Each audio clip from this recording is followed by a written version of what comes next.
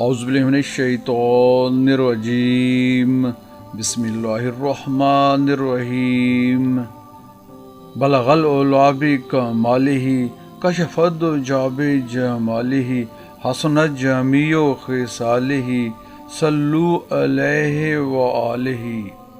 مقالہ نمبر 23، احکام و معیشت الہی سے موافقت کر۔ حضرت قطب ربانی محبوب سبحانی سید عبد القادر جیلانی رضی اللہ تعالیٰ عنہ نے ارشاد فرمایا، اللہ تعالیٰ تجھے جو کچھ مرحمت فرمائے اس پر صبر و شکر اور قناعت کر، کفران نعمت نہ کر کے یہ غضب الہی کا باعث ہے۔ شکر نعمت کا ادنا فائدہ یہ ہے کہ اس سے رزق میں اضافہ اور صحت و عافیت حاصل ہوتی ہے، اور دنیا عقبہ کی سختیاں انسان سے رفع و دفع کی جاتی ہیں۔ بس یاد رکھ کے توکل اللہ کے ہوتے ہوئے طلب و جستجو ترک کرنے کے باوجود اللہ تعالیٰ تجھے تیرا رزق اور ضروریات ضرور مہیا فرمائے گا۔ بس صبر و شکر اختیار کر اور اپنا حال و اطمینان کسی وجہ سے برباد نہ ہونے دے۔ تیرا ہر فعل اور حرکت و سکون حکم الہی کے تحت ہوں، ورنہ تو فساق اور بندگان نفس میں شامل کر دیا جائے گا، جو اپنے آپ پر اور مخلوقات پر ظلم و ستم کرتے رہتے ہیں۔ اللہ تعالیٰ نے فرمایا، اس طرح ہم کفر کے باعث بعض ظالموں کو دوسرے بعض ظالموں کے سپرد کر دیتے ہیں۔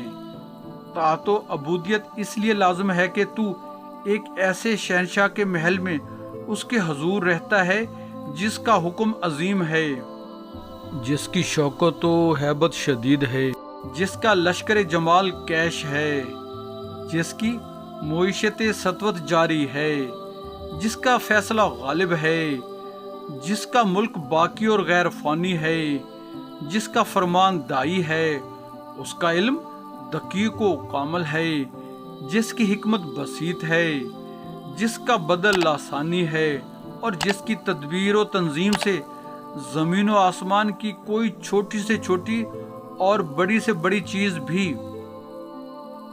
انحراف یا خلاف ورزی کی جسارت نہیں کر سکتی۔ اور جب تو شرک کا مرتکب ہو تو یقین جان کے ظالموں سے بھی برا ہے، کیونکہ کلام اللہ میں صریحاً فرمایا گیا کہ شرک سب سے بڑا ظلم ہے، اور اسی بنا پر شرک کو ایک ناقابل عفو گناہ قرار دیتے ہوئے فرمایا، اللہ تعالیٰ اپنے ساتھ شرک کرنے کا گناہ ہرگز معاف نہیں فرمائے گا۔ ہاں، شرک کے علاوہ جن گناہوں کو چاہے گا معاف کر دے گا۔ بس تجھے چاہیے کہ نہایت کوشش اور احتیاط کے ساتھ شرک جلی اور شرک خفی دونوں سے پرہیز کرے۔ خلوت و جلوت میں ہمیشہ ہر جگہ قول و فعل میں شرک سے اجتناب کر، ظاہر و باطن کے گناہوں سے بچ، اللہ تعالیٰ کی جانب عجز و انکسار سے رجوع کر، اس سے فرار نہ کر، نیز اس کے احکام میں بحث و جدال و تصرف نہ کر، ورنہ وہ تجھے عقوبت کرے گا۔ اس سے غفلت اختیار نہ کر، ورنہ وہ بھی تجھے فراموش کر دے گا۔ نیز اس کے دین خاص میں شرک پیدا نہ کر، ورنہ وہ تجھ پر عذاب و عطاب نازل فرمائے گا، اور وہ تیرے قلب کو تاریک اور تیرے ایمان کو سلب کر لے گا۔ استغفر اللہ۔ یہ اس لیے کہ نفس کا اتباع بذات خود شرک ہے، جس کا ثمرہ دونوں جہان میں ذلت اور رسوائی ہے۔ فرمایا اللہ تعالیٰ نے، اے پیغمبر، کیا تو نے اس شخص کو نہیں دیکھا جس نے نفس کو اپنا معبود بنا رکھا ہے؟ دعا ہے اللہ تعالیٰ ہمیں احکام و معیشت الہی سے موافقت پیدا کرنے کی توفیق نصیب فرمائے، آمین۔ دعاؤں کی درخواست ہے، جزاک اللہ۔ اگر آپ ہمارے YouTube channel Islam TV by بائی بہیجی پر نئے آئے ہیں تو ہم آپ سے ملتمس ہیں، ہمارے چینل کو سبسکرائب کر کے بیل آئیکن پر کلک کر لیں، آل کو چیک ان کر لیں، ہماری ویڈیوز کو اپنے حلقہ احباب میں شیئر کریں، جزاک اللہ۔